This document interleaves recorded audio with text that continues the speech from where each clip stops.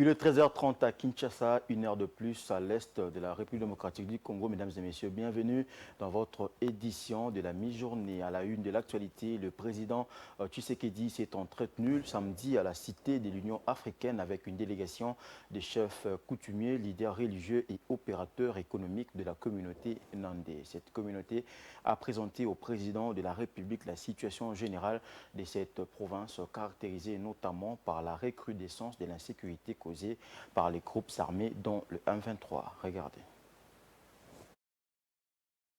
Nous sommes d'abord venus présenter les civilités au président de la République parce que depuis qu'il est installé pour son deuxième mandat, on n'avait jamais eu l'occasion de venir le voir. Et deuxièmement, nous sommes venus lui présenter la situation que nous traversons chez nous à l'Est, plus particulièrement au Nord Kivu. C'est la situation de la paix parce que là, nous vivons vraiment une situation critique. Les massacres, les viols, les kidnappings, les incendies de véhicules et de maisons et tout qu'on sort. Il nous a encouragés de continuer à prier et nous unir tous pour la recherche de la paix. Et si aussi continuer à communiquer en cas de nécessité, il faut qu'on lui donne chaque fois des informations. Parce que nous qui sommes sur le terrain, nous pouvons être bien informés que lui. Sur cette question, il a reconnu que l'agresseur est là et que les stratégies sont montées pour que ce problème puisse prendre fin. Il y aura même une journée spéciale qui sera décrétée au niveau de la République pour commémorer les victimes de l'Est en général et du Nord Kivu en particulier, mais aussi nous avons parlé de la question socio-humanitaire pour indemniser les gens, pour consoler les gens, mais aussi pour s'occuper de plus en plus concrètes des besoins des déplacés.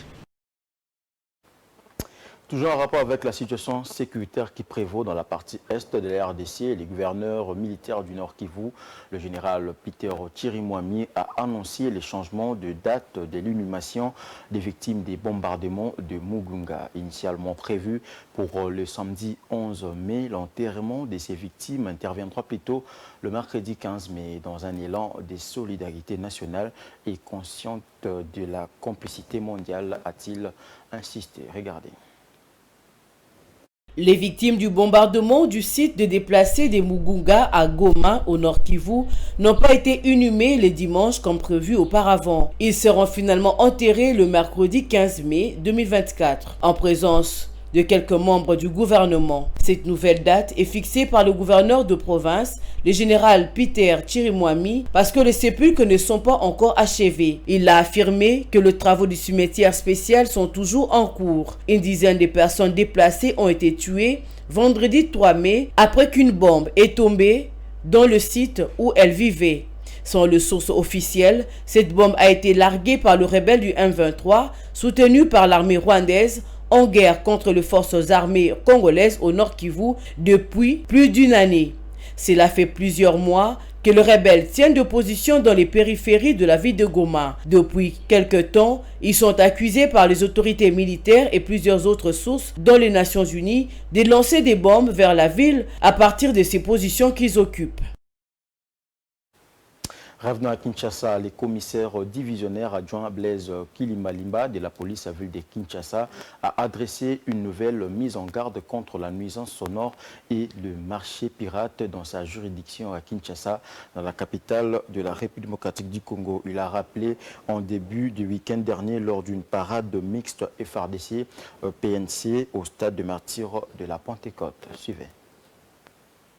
C'était en début de week-end que le commissaire divisionnaire adjoint de la police, Blaise Kilimbalimba, avait adressé la nouvelle mise en garde contre la nuisance sonore et les marchés pirates dans la capitale de la République démocratique du Congo lors d'une parade organisée au stade des Martyrs de la Pentecôte. Blaise Kilimbalimba a rappelé que les premières personnes à faire respecter les lois du pays sont les forces de l'ordre. Ils ont le devoir et l'obligation de faire respecter l'autorité de l'État. Voilà pourquoi il y a un télégramme qui reprend toutes les activités en commençant par la nuisance sonore. Dans les bruits, on ne sait rien faire.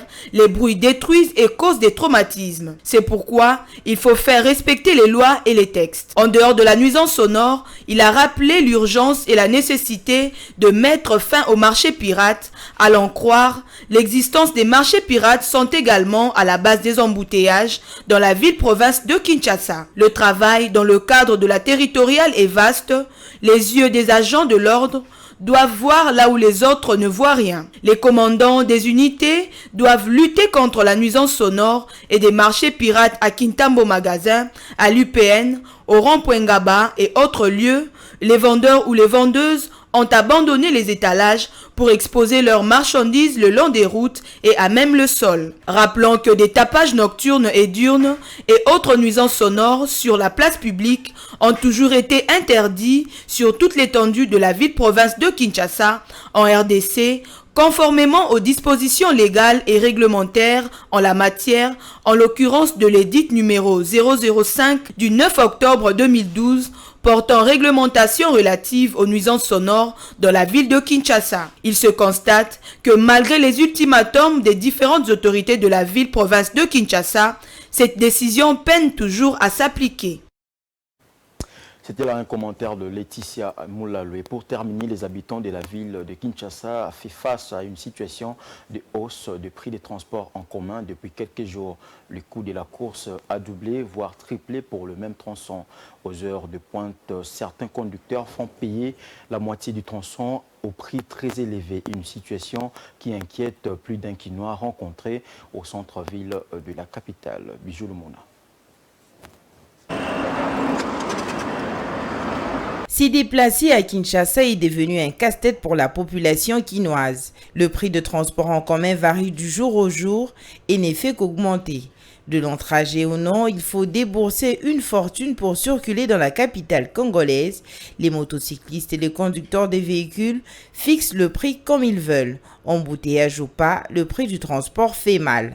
En oscillant les heures et les circonstances, les chauffeurs et receveurs de transport en commun fixent le prix de manière arbitraire, contraignant les clients à payer le double, le triple ou même le quadruple du prix normal de la course. Face à cette situation, la population lance un appel aux autorités pour une solution urgente et durable. Prix ekobana na tongo ekobana 1000 francs, monsieur komi na pokwa. Le matin, le prix commence à 1000 francs congolais et le soir à 300, qui veut dire 3000, et par moment 400, donc 4000 francs, voire 500, qui est égal à 5000 francs. Certains montrent un doigt qui explique 10 000 francs. C'est pourquoi le gouvernement ne peut pas laisser cette situation perdurer, parce que nos salaires sont maigres. Maintenant, avec ce coût de transport en commun, on ne sait pas comment faire. Nous interpellons le ministre du Transport, l'hôtel de ville, de voir cette situation. Ce n'est pas quand même sérieux. Dans certains coins de la capitale de la République démocratique du Congo, les Kinois déboursent 3 000 francs, voire même plus de 5 000 francs pour un trajet, surtout aux heures de pointe. Abel Mutombe, travailleur au centre-ville de Kinshasa, pour se déplacer entre son domicile et son lieu de travail, il dépense pour son transport tout ce qu'il gagne. Il déplore le silence des autorités sur la hausse du prix de transport en commun ces dernières semaines dans la capitale congolaise. Aujourd'hui à Kinshasa, ce que nous vivons, il y a hausse de prix par rapport aux courses que nous connaissions avant. La course par exemple, les tronçons IPAN, gare centrale, ça ne peut jamais arriver à 5 000 francs. Aujourd'hui, c'est ce que nous constatons. Et je me dis, que disent les autorités? Personne n'en parle. Personne n'en parle, mais aujourd'hui, tout ce que nous gagnons, un petit rien comme salaire, là, nous les dépensons juste avec le transport. Pour gagner plus, la majorité des conducteurs de véhicules ne veulent plus faire de longs trajets.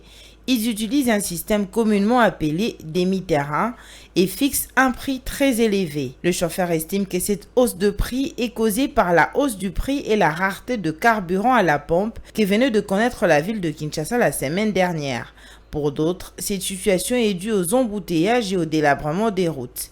Les conducteurs souhaitent que les gouvernements provinciaux puissent publier une nouvelle grille tarifaire, car celle qui avait été publiée il y a plusieurs années n'est pas adaptée aux nombreuses évolutions intervenues concernant les prix de carburant et la dépréciation du franc congolais face au dollar américain. Le gouvernement congolais est appelé à prendre ses responsabilités pour soulager la population qui peine à circuler aisément dans la capitale congolaise.